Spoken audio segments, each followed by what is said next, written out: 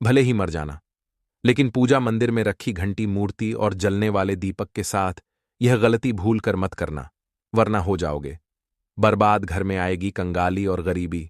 जी हां भक्तों, क्या पता आप लोग भी इन गलतियों को करते आ रहे हो, जिस वजह से आपके घर में तरक्की नहीं हो रही है, रुपया पैसा नहीं आ रहा है, घर में कंगाली जैसा माहौल हो गया हो, बार बार प्रयास करने के बाद सफलता हासिल नहीं हो रही है। तो इन सब के पीछे का कारण आपके द्वारा की गई गलतियां हैं, जो बिना जानकारी के हम लोग कर बैठते हैं। फिर बाद में हमको रोना और पछताना पड़ता है। यह विषय धार्मिक और आध्यात्मिक मान्यताओं से जुड़ा हुआ है, जिसमें मंदिर में पूजा पाठ के दौरान की जाने वाली गलतियों के परिणामों के बारे में बताया गया है। मंदिर में रखी घंटी, मूर्ति और दीपक का विशेष महत्व होता है, और इनके साथ की गई लापरवाही या गलती घर में नकारात्मक ऊर्जा, आर्थिक तंगी और कंगाली का कारण बन सकती है। इसलिए पूजा अर्चना के समय सावधानी और श्रद्धा बरतना अत्यंत आवश्यक है। इस विषय में हम जानेंगे कि कैसे छोटी सी गलती बड़े संकट का कारण बन सकती है और इन गलतियों से बचने के लिए क्या सही तरीके हैं। इसलिए दोस्तों, आज के इस वीडियो में हम आपको पूजा मंदिर में रखी चीजों और पूजा मंदिर से संबंधित कुछ ऐसी बातें बताएंगे जिन्हें देखने के बाद आप ही कहोगे, वाह गुरुजी, आपने तो मेरी किस्मत ही खोल दी। जी हां दोस्तों, पूज्य गुरुजी ने कहा है कि कुछ लोग ऐसे होते हैं जो पवित्र चीजों को धार्मिक मानकर अपने पूजा मंदिर में रख लेते हैं और वहीं पर सबसे बड़ी गलती कर बैठते हैं। तो प्रिय भक्तों, आज की इस वीडियो में हम आपको बताएंगे कि पूजा मंदिर में कौन सी चीजों को रखना शुभ होता है और कौन सी चीजों को रखना अशुभ होता है। मंदिर में दीपक कितने बजे जलाना चाहिए, दीपक जलाते समय कौन सा मंत्र बोलना चाहिए, और घंटी सुबह को बजाना चाहिए या शाम को बजाना चाहिए, और जो शंख है उसे कब बजाना चाहिए, कितनी बार बजाना चाहिए, और शंख बजाते समय किस मंत्र का जाप करना चाहिए। इन सभी बातों को हम एक एक करके बताएंगे, और साथ ही प्रिय भक्तों, हम आपको इस वीडियो में बताएंगे कि पूजा मंदिर में जलने वाले दीपक को रोज धोना चाहिए या नहीं धोना चाहिए, और पूजा मंदिर में कितनी मूर्तियां रखनी चाहिए। इन सभी 7 से 8 बातों पर आज हम विस्तार से चर्चा करेंगे, तो आप लोग अपने फायदे के लिए इस वीडियो को अंत तक जरूर देख कर जाइएगा, क्योंकि भक्तों, ऐसी जानकारी आपको लाखों करोड़ों रुपए खर्च करने के बाद भी नहीं मिलेगी और ना ही कोई बताएगा। भक्तों, हम अपने मन से कुछ भी मनगढ़ंत या बनावटी तरीके से यह जानकारी नहीं बताते हैं। हम ज्योतिष शास्त्र, धर्मशास्त्र और आर्ष मुनियों से प्राप्त ज्ञान को सरल भाषा में आप तक पहुंचाने का प्रयास करते हैं, जिससे कि हर वह जानकारी आपको फ्री और मुफ्त में प्राप्त हो सके। तो आप लोग इस वीडियो को अंत तक जरूर देख लीजिएगा। प्रिय भक्तों, आपको एक बात हम और बता दें कि एक भक्त ने मुझसे कमेंट करके पूछा था कि गुरुजी, हम पूजा पाठ तो बहुत करते हैं, लेकिन हमको पूजा पाठ का कोई फल प्राप्त नहीं होता है और हमें नुकसान होता है। तो मैं आपको इस वीडियो में इसके पीछे छुपे रहस्य के बारे में भी बताऊंगा, तो अंत तक वीडियो में बने रहिएगा। और साथ ही प्रिय भक्तों, वीडियो को एक प्यारा सा लाइक जरूर करें और आपके अपने चैनल को सब्सक्राइब जरूर करें, ताकि ऐसी ही जानकारी आपको सबसे जल्द प्राप्त हो सके। दोस्तों देखिए, बात ऐसी है कि हमारा काम तो है सलाह देने का, हम तो केवल सलाह ही दे सकते हैं। अब आप इसको मानो या ना मानो, आपकी मर्जी। लेकिन भक्तों, एक बात जरूर कहेंगे कि अगर मान लोगे तो आपका बेड़ा पार हो जाएगा।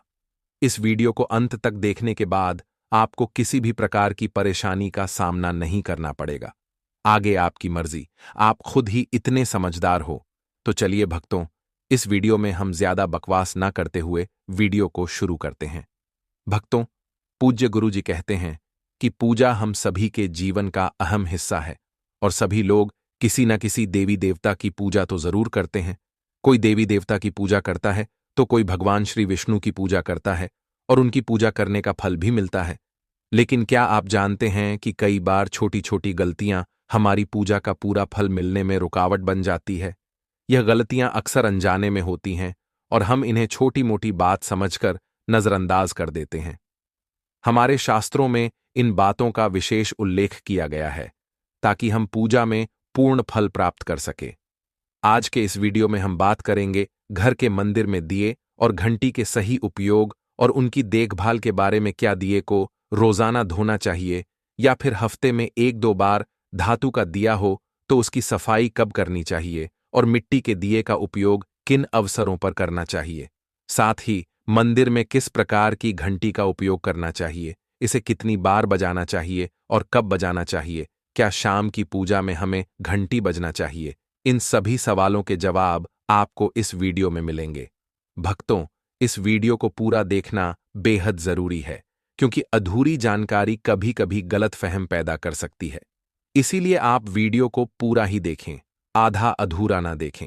कई लोग होते हैं जो वीडियो को बीच बीच से देखते हैं, काट काट कर देखते हैं, और फिर ऐसे व्यक्ति को जीवन में कभी सफलता हासिल भी नहीं हो सकती। इसलिए वीडियो को आधा अधूरा छोड़कर ना जाएं। आप वीडियो को पूरा ही देखा करें क्योंकि इस ज्ञानवर्धक जानकारी को हमने इसे आपकी सुविधा के लिए सरल और स्पष्ट भाषा में प्रस्तुत किया है। भक्तों, कुछ लोग ऐसे होते जो नाच नौटंकी और अर्धनग्न लड़कियों और लड़कों की वीडियो को भर भर के देखते हैं और फटाफट लाइक और सब्सक्राइब करते हैं और वीडियो को पूरा भी देखते हैं, और जो हम जानकारी बता रहे हैं इसको आधा अधूरा छोड़कर चले जाते हैं, लाइक और सब्सक्राइब भी नहीं करते। तो मैं उन भक्तों को बता दूं कि क्यों अपने जीवन को अंधकार में डाल रहे हैं। ऐसी जानकारी आपको कोई नहीं बताएगा। आगे आपकी मर्जी, देखो या ना देखो। तो चलिए भक्तों, इस वीडियो पर ज्यादा सफाई ना देते हुए वीडियो को शुरू करते हैं। सबसे पहले बात शुरू करते हैं मिट्टी के दी से। यह दिवाली और अन्य धार्मिक त्योहारों या पूजा पाठ अनुष्ठानों पर प्रायः उपयोग किया जाता है। घर के मंदिर या दरवाजे के पास इसे जलाना बहुत शुभ माना जाता है, लेकिन जब इसे मंदिर में रखा जाता है तो इससे जुड़ी परंपराएं अलग हो जाती हैं। मिट्टी के देह को शुभता का प्रतीक माना गया है। आप इसे अपने घर के मंदिर में उपयोग कर सकते हैं क्योंकि यह किसी भी प्रकार के वास्तु दोष का कारण नहीं बनता। हालांकि इसे मंदिर में उपयोग करने का एक नियम है। मिट्टी के दिए को केवल एक बार जलाने के बाद दोबारा मंदिर में नहीं रखना चाहिए। हर बार नया मिट्टी का दिया उपयोग करना शुभ माना गया है। भक्तों, आगे इस वीडियो में हम आपको बताएंगे कि मंदिर की घंटी को कब और कैसे साफ करना चाहिए और इसे कितनी बार बजाना चाहिए। इसलिए वीडियो को अंत तक जरूर देखकर जाइएगा। और भक्तों, आपसे एक छोटा सा निवेदन करते हैं कि अगर आप सनातन ज्ञान को सब्सक्राइब करके वीडियो को एक लाइक जरूर करें। साथ ही आप अपनी राशि या अपने शुभ नाम को कमेंट बॉक्स में जरूर डाल दें, क्योंकि हम राशि से जुड़ा भाग्य भी बताते हैं और भाग में चल रही परेशानियों को तत्काल दूर करने के लिए आसान से आसान उपाय भी बताते हैं। इसलिए देर ना करते हुए आप अपनी राशि कमेंट बॉक्स में जरूर डाल दें।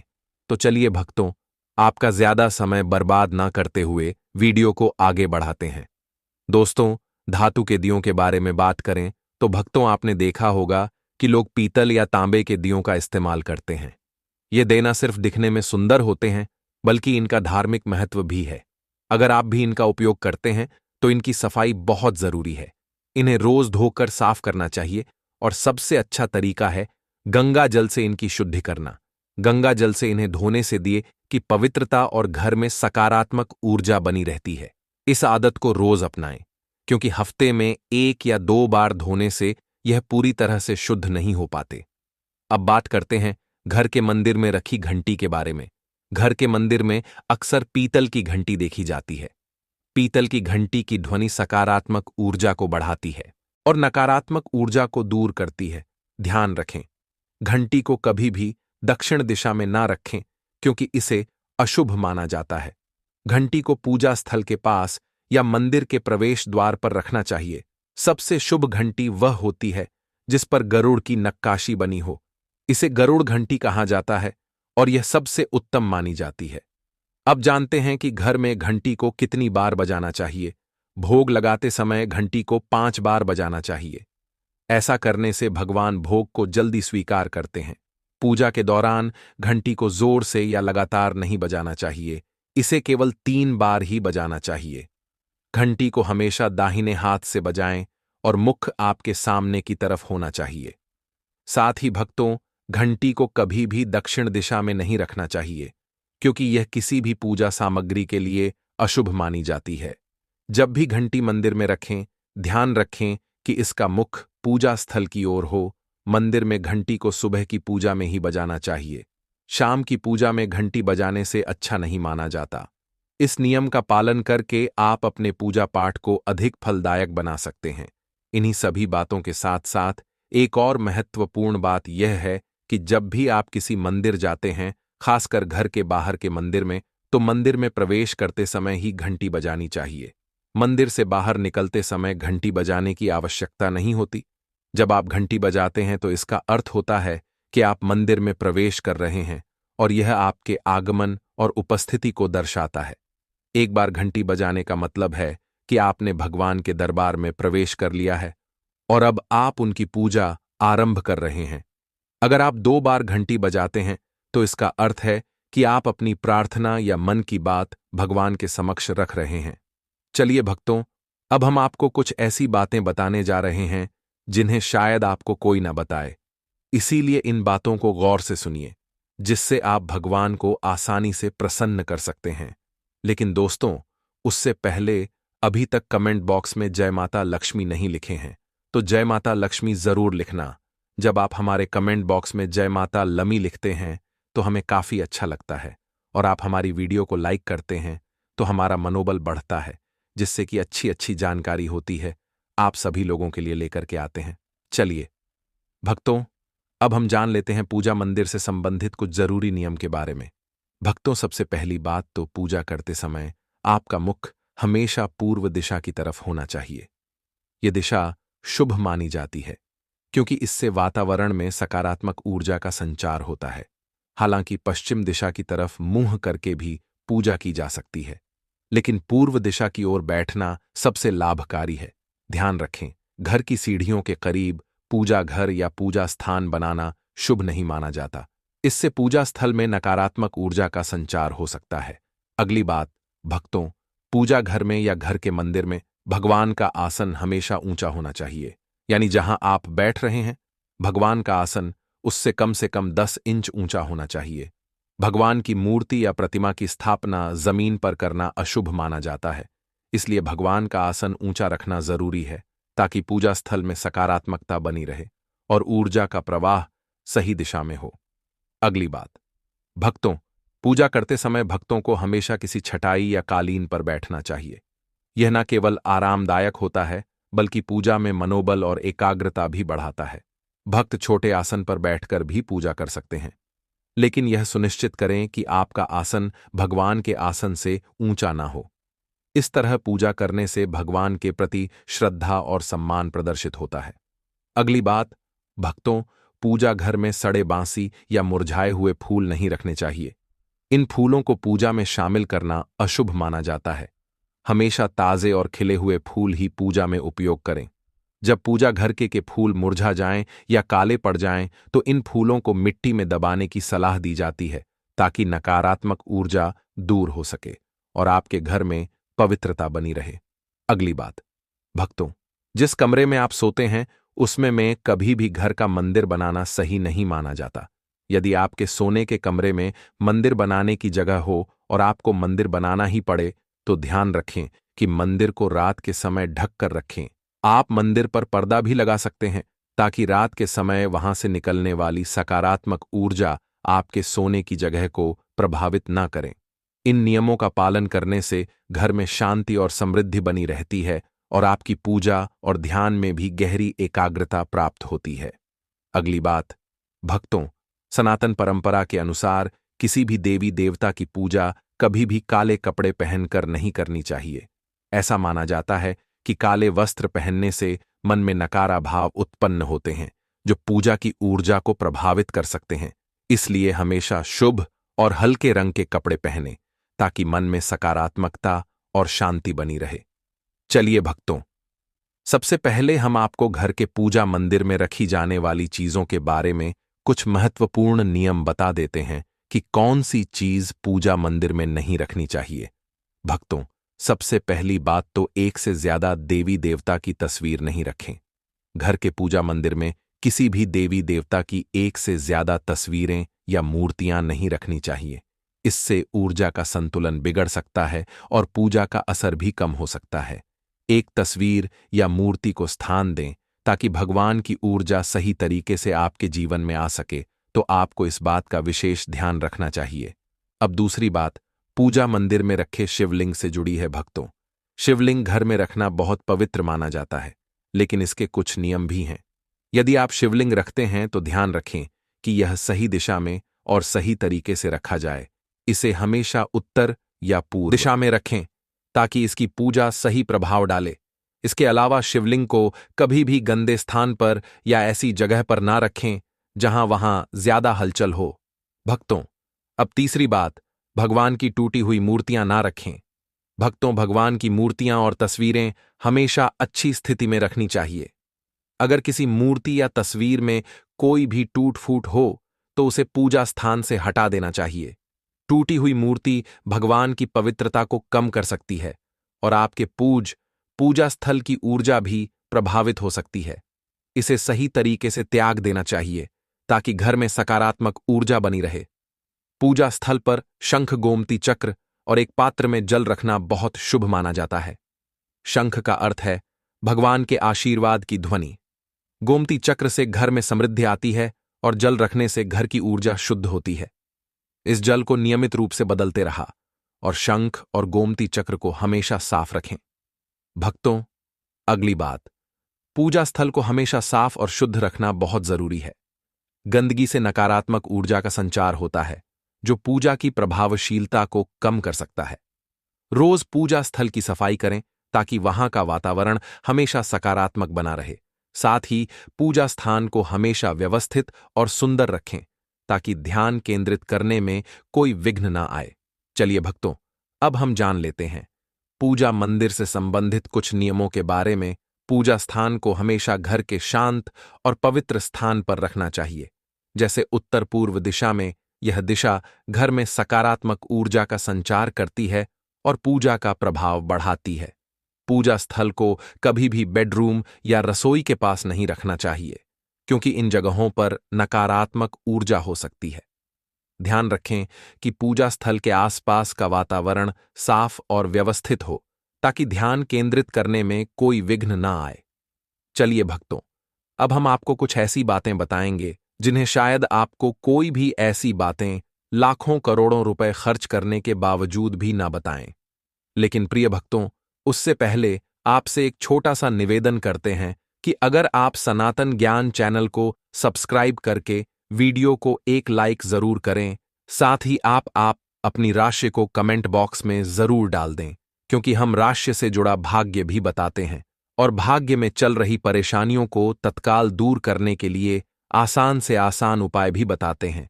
इसलिए आप अपनी राशि कमेंट बॉक्स में जरूर डाल दें। चलिए भक्तों, अब हम जान लेते हैं पूजा मंदिर में रखे दीपक और दीपक जलाने के संबंधित कुछ महत्वपूर्ण नियम के बारे में। दीपक जलाना एक बेहद शुभ कार्य माना जाता है, लेकिन इसे सही तरीके से करना बहुत जरूरी है। सही तरीके से दीपक जलाने से भगवान की कृपा प्राप्त होती है और घर में सकारात्मक ऊर्जा का वास होता है। तो आइए जानते हैं दीपक जलाने के नियम, जो न सिर्फ आपकी पूजा को प्रभावी बनाते हैं, बल्कि वास्तुशास्त्र और ज्योतिष शास्त्र के अनुसार आपके घर की ऊर्जा को भी संतुलित करते हैं। सबसे पहली बात, भक्तों, पूजा में दीपक का स्थान बहुत महत्वपूर्ण होता है। इसे हमेशा भगवान की मूर्ति के सामने रखें ताकि दीपक की रोशनी भगवान के आशीर्वाद और कृपा का प्रतीक बने। इस तरह से दीपक का प्रकाश आपके पूजा स्थल को पवित्र और ऊर्जा से भरा हुआ रखता है। हिंदू धर्म में ईश्वर की पूजा में दीपक जलाने के कुछ खास और महत्वपूर्ण नियम बताए गए हैं, जैसे कभी भी खंडित दिया नहीं जलाना चाहिए, क्योंकि ऐसा करने से पूजा में अपवित्र आ सकती है। इसी तरह पूजा के समय 2 दीपक एक साथ नहीं जलाने चाहिए, क्योंकि इससे ऊर्जा का संतुलन बिगड़ सकता है। तेल और घी का दिया तो भूलकर भी एक साथ नहीं जलाना चाहिए, क्योंकि दोनों की ऊर्जा अलग होती है और इससे पूजा की शक्ति प्रभावित हो सकती है। दूसरी बात, भक्तों, वास्तुशास्त्र के अनुसार घी का दीपक हमेशा बाएं तरफ और तेल का दीपक दाईं तरफ रखें। ऐसा करने से पूजा स्थल में ऊर्जा का संतुलन बना रहता है और घर में सकारात्मक प्रभाव पड़ता है। तेल और घी दोनों दीपकों का संयोजन बहुत शुभ होता है, लेकिन सही दिशा में उनका स्थान तय करना जरूरी है। प्रिय भक्तों, तीसरी बात, ज्योतिष शास्त्र के अनुसार दीपक को कभी भी पश्चिम दिशा में नहीं रखना चाहिए। पश्चिम दिशा को नकारात्मक ऊर्जा की दिशा माना जाता है और दीपक को इस दिशा में रखने से पूजा का प्रभाव कम हो सकता है। दीपक को उत्तर या पूर्व दिशा में रखना सबसे अच्छा होता है। यह दिशा पूजा में सकारात्मक ऊर्जा का संचार करती है और आपकी पूजा को फलदायी बनाती है।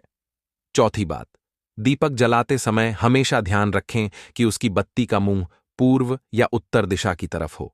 यह दिशा सकारात्मक ऊर्जा की दिशा मानी जाती है और इससे आपकी पूजा में बढ़ी हुई शक्ति और प्रभाव का अनुभव होगा। साथ ही भक्तों पूजा में घी के दीपक में रुई की बत्ती और तेल के दीपक में लाल मौली वाली बत्ती का उपयोग करें। यह पर परंपरा, वास्तुशास्त्र और ज्योतिष शास्त्र दोनों में ही शुभ मानी जाती है। रुई की बत्ती से दीपक का प्रकाश साफ और स्थिर होता है, जबकि लाल मौली वाली बत्ती से वातावरण में सकारात्मक ऊर्जा का प्रवाह होता है। पांचवीं बात, नवरात्रि में खास ध्यान रखें कि मां दुर्गा और मां लक्ष्मी के सामने गोल बाती का दीपक नहीं जलाना चाहिए। इससे पूजा में कोई अनिष्ट प्रभाव उत्पन्न हो सकता है। नवरात्रि और विशेष अवसरों पर दीपक का आकार और बत्ती का प्रकार ध्यान से सुनें ताकि देवी देवताओं की कृपा प्राप्त हो। साथ ही भक्तों घी का दीपक जलाने के बाद तुरंत तेल का दीपक नहीं जलाना चाहिए। दोनों दीपकों के जलने के बीच कुछ समय का अंतर होना चाहिए ताकि वातावरण में शुद्धता और संतुलन बना रहे। इसे ध्यान में रखते हुए दीपक का सही समय और तरीका अपनाएं। भक्तों छठवीं बात, भक्तों दीपक को उन समयों में जलाना चाहिए जब भगवान जाग रहे हो, जैसे सुबह और शाम के समय। सुबह पूजा करते समय दीपक जलाएं और फिर संजी आरती के लिए दिया जलाएं। यह समय विशेष रूप से पूजा और ध्यान के लिए सर्वोत्तम होता है और इस समय का दीपक जलाने से सकारात्मक ऊर्जा का प्रवाह होता है। सातवीं बात, भक्तों दीपक जलाने का न सिर्फ धार्मिक महत्व है, बल्कि यह वास्तुशास्त्र और ज्योतिष शास्त्र में भी महत्वपूर्ण स्थान रखता है। दीपक जलाना घर में सकारात्मक ऊर्जा का संचार करता है और घर के साथ चक्रों को संतुलित करता है। यह नकारात्मकता को दूर करता है और वातावरण को शुद्ध करता है। दीपक की रोशनी से न केवल घर की ऊर्जा बदलती है, बल्कि मानसिक शांति भी मिलती है। इसलिए ध्यान रखें कि पूजा में दीपक जलाते समय ऊपर बताए गए सभी नियमों का पालन करें। इससे आपकी पूजा और जीवन में भगवान की कृपा हमेशा बनी रहती है और घर में सकारात्मकता का प्रवाह निरंतर होता रहता है। प्रिय भक्तों, आपको यह वीडियो कैसा लगा? हमें कमेंट में जरूर बताएं। अगर आप माता लक्ष्मी के सच्चे भक्त हैं, आप माता लक्ष्मी का प्रेम प्यार आशीर्वाद पाना चाहते हैं और चाहते हैं कि माता लक्ष्मी का आपके घर में वास हो और आप माता लक्ष्मी को प्रसन्न करना चाहते हैं, तो जल्दी से वीडियो को लाइक करके, आपके अपने YouTube चैनल को सब्सक्राइब करके वीडियो के कमेंट में मां लक्ष्मी जरूर लिखें। तो दोस्तों, आज की जानकारी यहीं पर समाप्त करते हैं। मिलते हैं किसी एक और नई जानकारी के साथ। तब तक के लिए अपना ख्याल रखना। धन्यवाद।